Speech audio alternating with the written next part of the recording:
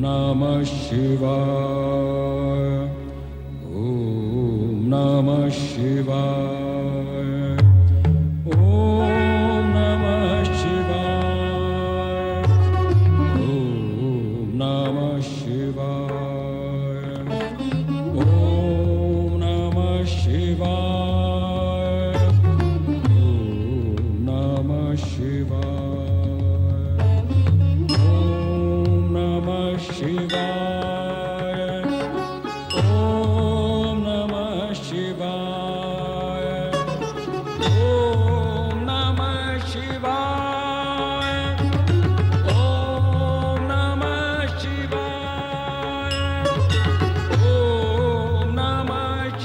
शिवाय। ॐ नमः शिवाय। ॐ नमः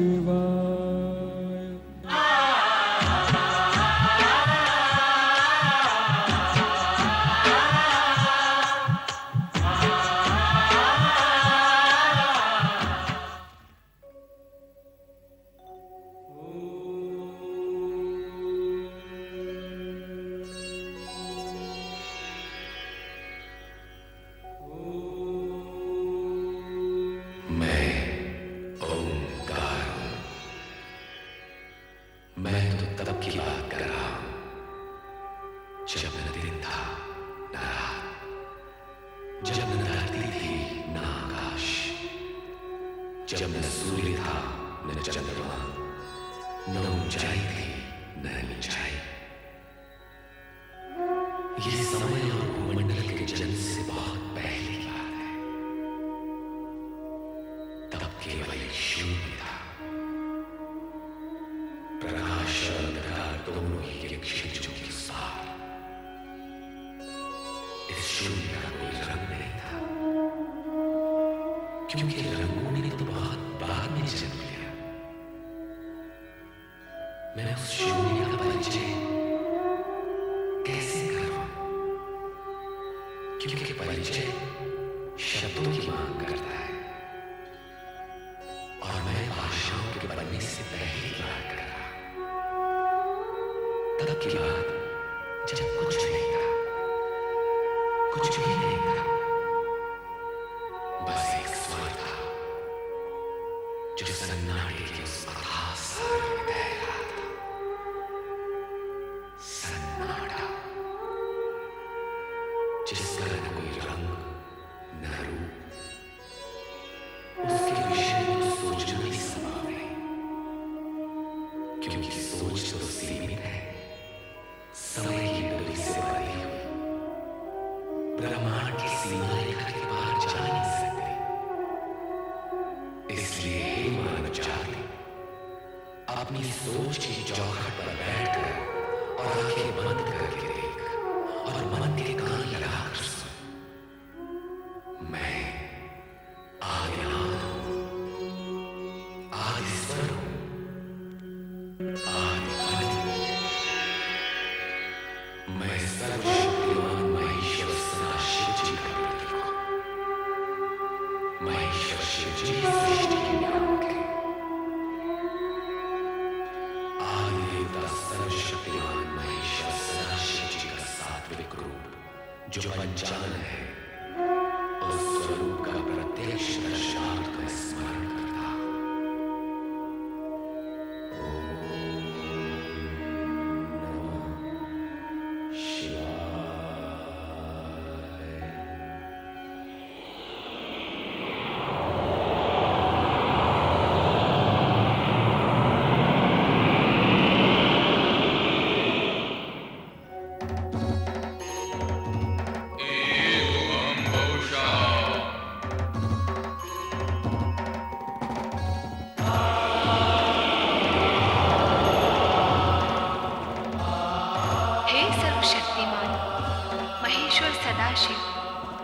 शिवा का प्रणाम स्वीकार करें। हे आदिशक्ति शिवा, मैंने तुम्हारा निर्माण नहीं किया, मैं तुम्हारा शिष्य हूं। मेरा तुम्हारा अस्तित्व तो साथ ही का है। तुम मुझ में हो और मैं तुम में। तुम्हारे बिना तो हो ही नहीं सकता। अतः मैं तुम्हें सादर प्रणाम करता हूं। हे सर्वशक्तिमान। हाँ, मैं शक्तिमान तो हूं, किंतु मेरा शक्तिमान होना ही तो तुम्हारे होने का प्रमाण है। यदि तुम न होती तो मैं शक्तिमान कैसे होता? अतः हे शिवा, न तुम्हारे बिना मेरा संभव है, न मेरे बिना तुम्हारा होना। और इस होने और ना होने के बीच क्या है? होने और न होने के बीच है जो होने वाला है। ओम के अंकुर स्वर के बीच। हे सर्वशक्तिमान, तो ये बताइए अब हम क्या करें? क्योंकि यदि आकार लिया है तब तो कर्म करना ही होगा। तो पहले कर्म की परिभाषा बनाएं। कर्म वो है जिसका परिणाम आनंद हो। और स्वयं आनंद क्या है? सभी कुछ बनाना पड़ेगा। सुख, दुख, आनंद, प्रकाश, अंधकार, जीवन, मृत्यु। इस शून्य को बनाना पड़ेगा। तो आइए निर्माण कार्य आरंभ करें। आरंभ अर्थात ना होने से होने का अंकुर फूटना आरंभ है शक्तिमान। तो एक और शब्द आरंभ अकेला क्यों है? आरंभ और अंत। तो इस नवीन शब्द अंत की परिभाषा? अंत की परिभाषा आरंभ बनाएगा। तो हे सर्वशक्तिमान, आरंभ का कार्य आरंभ करो जिससे मैं अंत का अर्थ समझ सकूं। तो आइए निर्माण कार्य आरंभ करें। एवं बहुशः।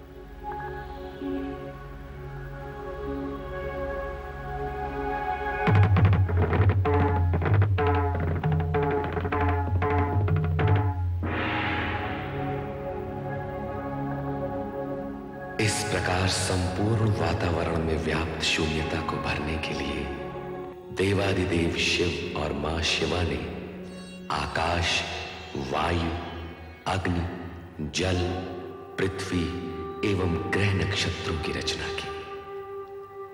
तत्पश्चात स्वयं की रचाई गई आनंदपूर्ण इन रचनाओं के परमाणुओं में लय ताल स्पंदन और गति को संतुलित रखने तथा सृष्टि में कल्याणकारी तत्वों का समावेश करने के लिए प्रथम 6 रागों भैरव, श्री, बसंत, मेघ, मल्हार व नट नारायण का सृजन किया।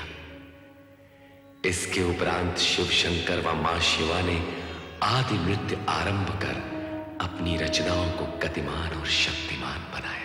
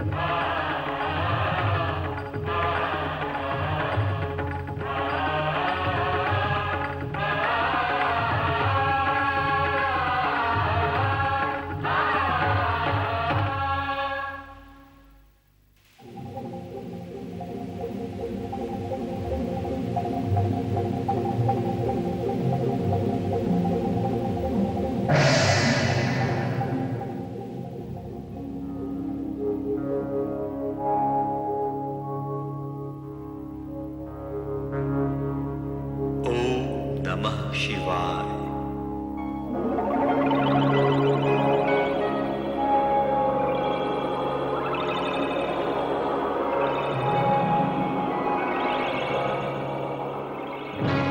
ओम नमः शिवाय। ओम नमः शिवाय। हम कौन हैं? हमारा जन्मदाता कौन है? यही प्रश्न हम भी कर रहे हैं कि हम कौन हैं, हम कैसे प्रकट हुए हैं, हमें किसने उत्पन्न किया है, हमारा कार्य क्या है, दायित्व क्या है? हमारे मन में भी ये इच्छा जागृत हो रही है कि हमारा कर्म और कर्तव्य क्या है।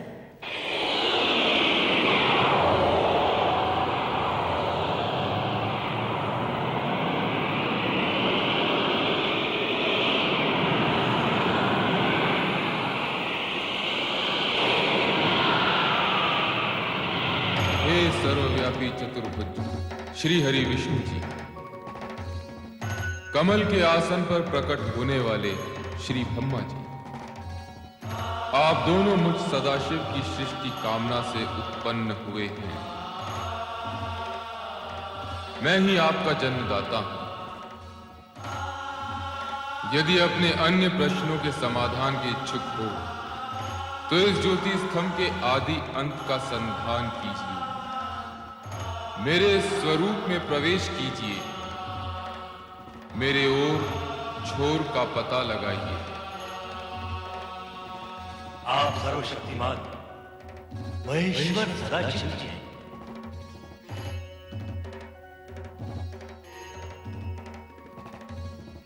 ये ज्योति स्तंभ आप ही का स्वरूप है, तो हम इसमें प्रवेश करके इसके आदि अंत का अन्वेषण करेंगे।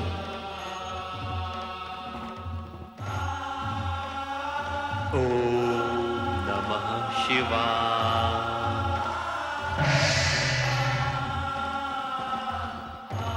जय विष्णु जी, आप इस ज्योति स्तंभ के नीचे की छोर का संधान कीजिए। और ब्रह्मदेव, आप इसके ऊपरी छोर का पता लगाइए। अवश्य अवश्य श्री हरि विष्णु जी।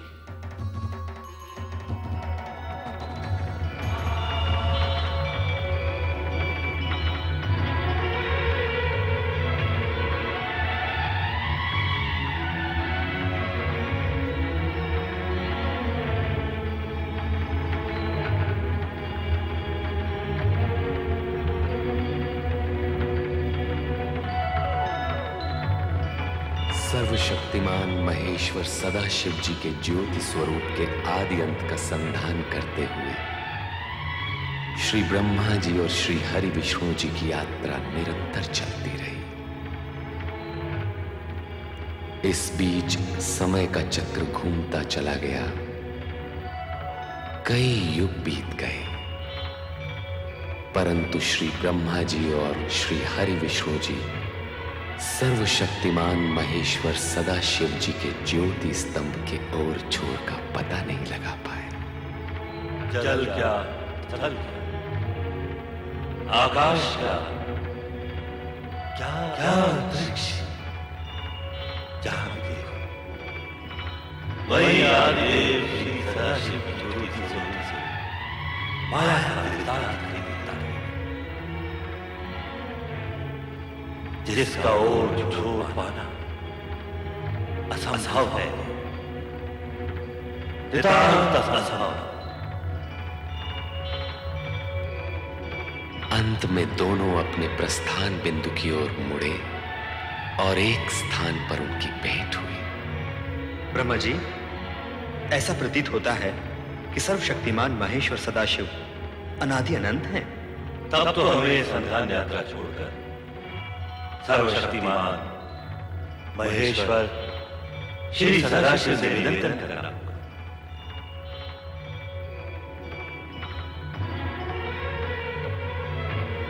हे अनादि अनंत सर्वशक्तिमान महेश्वर सदाशिव, आपका ज्योति स्वरूप अपरंपार है। हम आपके आदि अंत का पता लगाने असमर्थ हैं। हे ज्योति स्वरूप सर्वशक्तिमान महेश्वर सदाशिव जी, आप हमें अपने स्वरूप का ज्ञान कराइए। श्री ब्रह्मा जी, श्री हरि विष्णु जी, मुझसे ही उत्पन्न आप दोनों अब तक मेरे स्वरूप से अनभिज्ञ हैं, परिचित नहीं हैं, अपरिचित हैं। मेरी ज्योति में पहुंचकर भी आपके अंतर का अंधकार दूर नहीं हुआ। इस अंधकार को मिटाने के लिए हमें क्या करना होगा सदाशिव जी? हमारे अज्ञान अंधकार को मिटाने का उपाय बताइए महेश्वर सदाशिव जी। मेरे स्वरूप का दर्शन पाने के लिए अखंड रूप से मेरा ध्यान करते हुए आप दोनों तप कीजिए, तप ही समस्त कार्यों का साधन है। जो आज्ञा। हे सर्वशक्तिमान महेश्वर सदाशिव जी, अब हम तप करके ही आपको प्राप्त करेंगे। अवश्य महेश्वर सदाशिव जी, हम यही करेंगे। तप करने से आपकी दृष्टि निर्मल होगी और तब मैं साक्षात प्रकट होकर आपका मार्गदर्शन करूंगा। अब आप दोनों तप में लीन हों। ओम नमः शिवाय। ओम नमः शिवाय। ओम नमः शिवाय। ओम नमः शिवाय।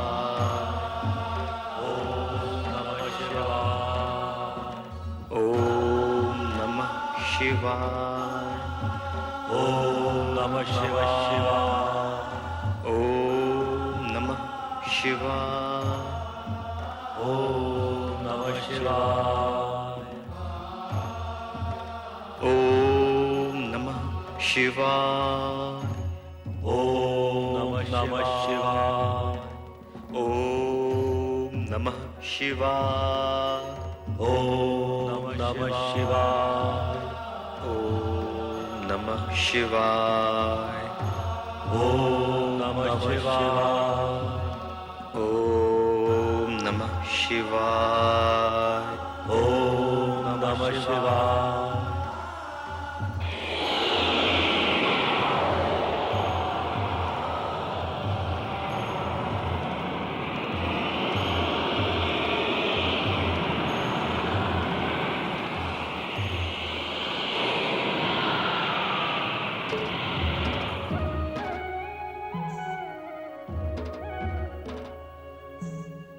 आप कौन है सर्वशक्तिमान? आप आपके स्वरूप मत बार दे रहे, इसका रहस्य बताइए। हम हैं अर्धनारीश्वर, शिव और शक्ति का अभिन्न रूप। अर्धनारीश्वर? शिव और शक्ति का अभिन्न रूप। हाँ श्री हरि विष्णु जी, श्री ब्रह्मा जी, जिस ज्योति स्तंभ का आप दोनों युगों युगों तक अनुसंधान करते रहे, वही अर्धनारीश्वर रूप में आपके सामने प्रकट हुआ है। शिव और शक्ति एक दूसरे में समाये हुए हैं। शिव में ही शक्ति है और शक्ति में ही शिव। आदिदेव सर्वशक्तिमान महेश्वर सदाशिव और आदिशक्ति मां शिवा के अर्धनारीश्वर रूप को प्रणाम। हमारा तप सफल हुआ। आपके दर्शन पाकर हम धन्य हुए। एको हम बहुश्याम। आप दोनों हमारी सृष्टि कामना से उत्पन्न हुए हैं, इसलिए आप दोनों सृष्टि रचना और सृष्टि पालन का कार्य करेंगे। सृष्टि रचना और सृष्टि पालन? हाँ श्री हरि विष्णु जी, श्री ब्रह्मा जी, हमने जिन 5 महाभूतों पंच तत्वों का निर्माण किया है, उनसे आप सृष्टि और प्राणी मात्र के सृजन का कार्य करेंगे। और श्री हरि विष्णु जी, श्री ब्रह्मा जी, जिस सृष्टि का सृजन करेंगे उसका आप पालन करेंगे। जो आ गया अर्धनारीश्वर। हे अर्धनारीश्वर शिव शक्ति, क्या आपका यह रूप संसार के लिए पूजने योग्य होगा? नहीं, ये हमारा दिव्य सात्विक रूप है। शिव का संसारियों के लिए पूज्य रूप सृष्टि रचना के पश्चात कैलाश पर प्रकट होगा। और आदिशक्ति? शक्ति का रूप जानने के लिए आपको सृष्टि रचना होने तक प्रतीक्षा करनी होगी। अब आप दोनों अपना अपना कार्य प्रारंभ कीजिए।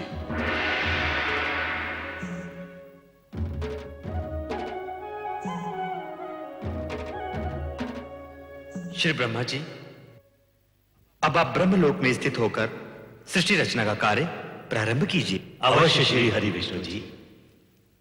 अब मैं आदि देवता सर्वशक्तिमान महेश्वर श्री सदाशिव की आज्ञा को कार्य रूप दूंगा।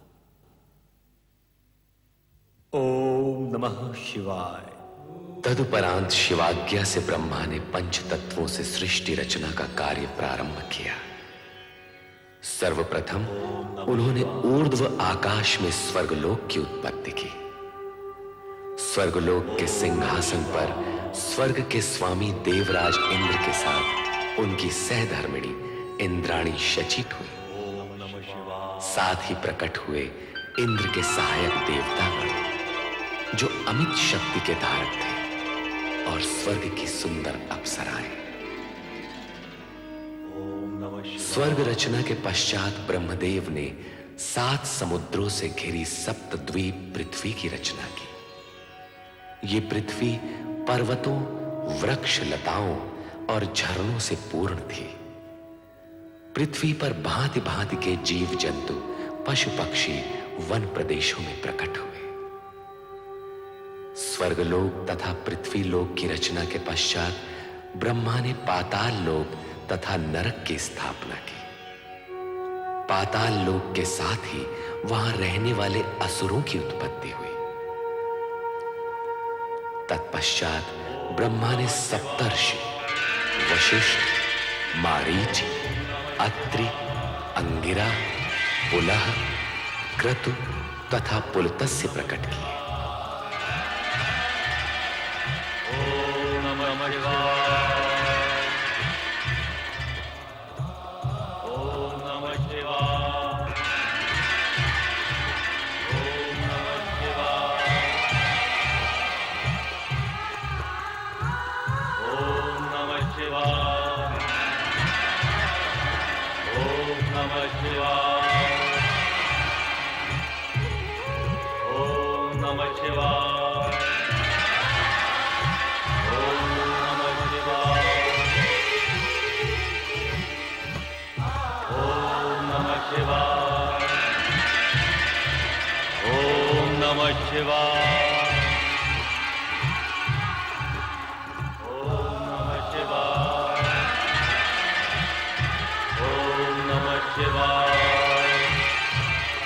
ये सातों ऋषि मंत्रकर्ता, ऐश्वर्यवान, दिव्य दृष्टिधारी, दीर्घायु आदि गुणों से युक्त, धर्म का साक्षात्कार कराने वाले तथा गोत्रों की उत्पत्ति करने वाले ऐसे 7 गुणों से परिपूर्ण थे।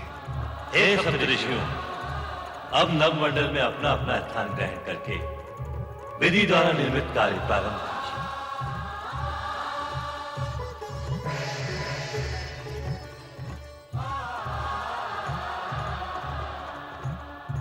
ओम नमः शिवाय।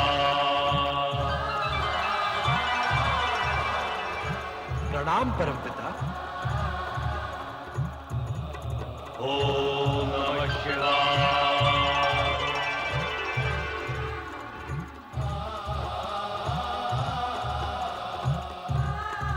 हमारे लिए क्या आज्ञा है ब्रह्मदेव?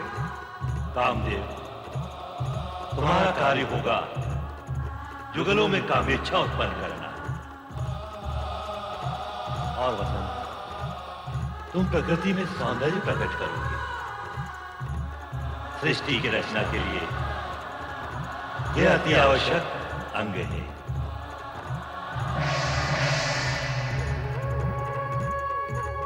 ओम नमः शिवाय। नारायण नारायण। नारद अपने मानस परमपिता ब्रह्मा जी को प्रणाम करता। आयुष्मान भव नारद।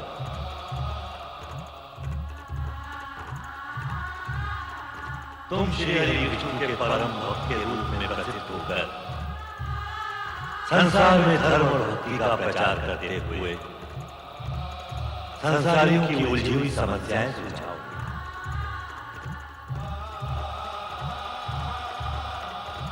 नारायण नारायण। ओम नमः शिवाय। ओम नमः शिवाय शिवाय। ओम नमः शिवाय।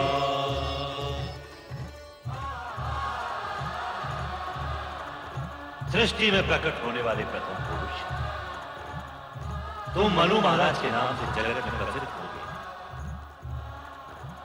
और सृष्टि में प्रकट होने वाली प्रथम नारी संसार तुम्हें शतरूपा के नाम से सदा स्मरण करेगा। हमारे लिए क्या आज्ञा है परमपिता? आप दोनों वैदिक तथा सनातन धार्मिक विधि के अनुसार एक दूसरे को पति पत्नी के रूप में स्वीकार करके मैथुनी सृष्टि द्वारा प्रजोत्पत्ति का कार्य प्रारंभ कीजिए। जैसी आपकी आज्ञा परमपिता। ओम नमः शिवाय।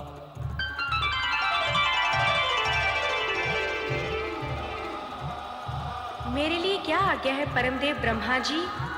संध्या, तुम मनुष्यों में यज्ञ हवन की रुचि जगाने, इष्ट देवों तथा पितरों के प्रति आराधना का माध्यम बनने के लिए प्रकट हुई। तुम धर्म ऋषि के आश्रम में स्थान ग्रहण करो। जैसी आज्ञा परमदेव की। ओम नमः शिवाय। हे सदाशिव, आपकी इच्छा से ही हम ब्रह्मा विष्णु उत्पन्न हुए। सारी सृष्टि समष्टि प्रकट हुई। आप ही समस्त ज्ञान विज्ञान, कला नृत्य, संगीत और विद्याओं के आदि स्रोत हैं। मैं आपसे प्रार्थना करता हूं कि विद्या, निपुणता तथा संगीत साहित्य की प्रेरणा समस्त सृष्टि के प्राणियों में जगाने के लिए देवी स्वरूपणी एक दिव्य शक्ति को प्रकट करें, जिसके मानव मात्र में विद्या, बुद्धि तथा कला संस्कृति प्रकट हो।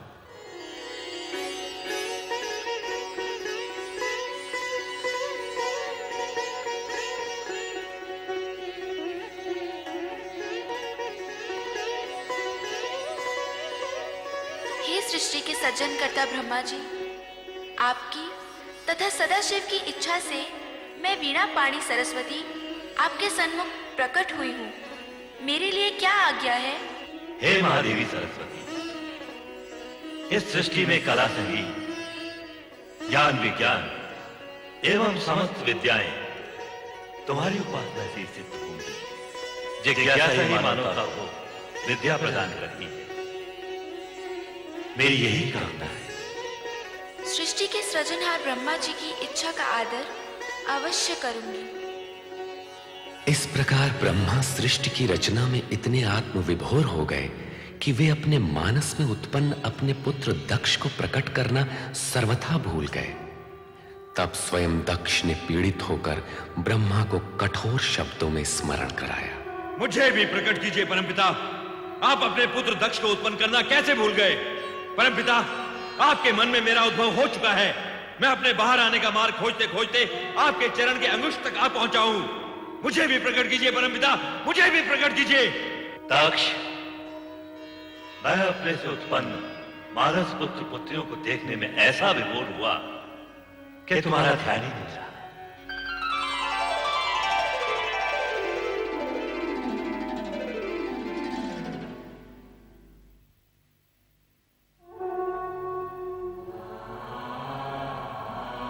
मेरे मानस पिता ब्रह्मा जी, मैं दक्ष प्रजापति सर्वप्रथम प्रकट होने का अधिकारी था, परंतु आपने मेरी उपेक्षा की।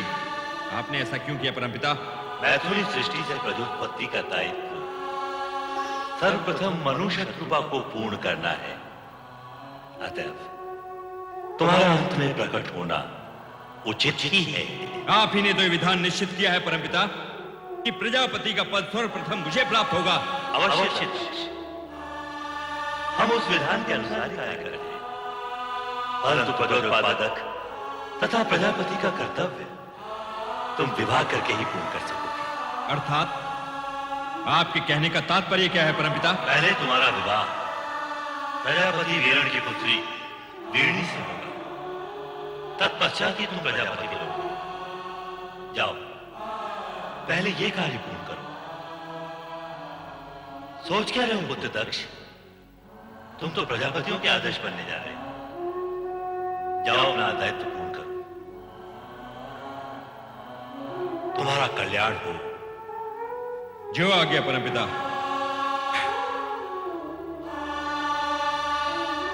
ओम नमः शिवाय।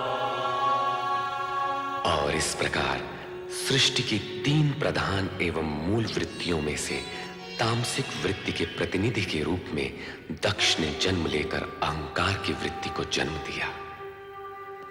कालांतर में अहंकार की इस दुष्ट प्रवृत्ति ने विश्व की शांति को आहत कर शांति प्रिय प्राणियों को पीड़ित किया।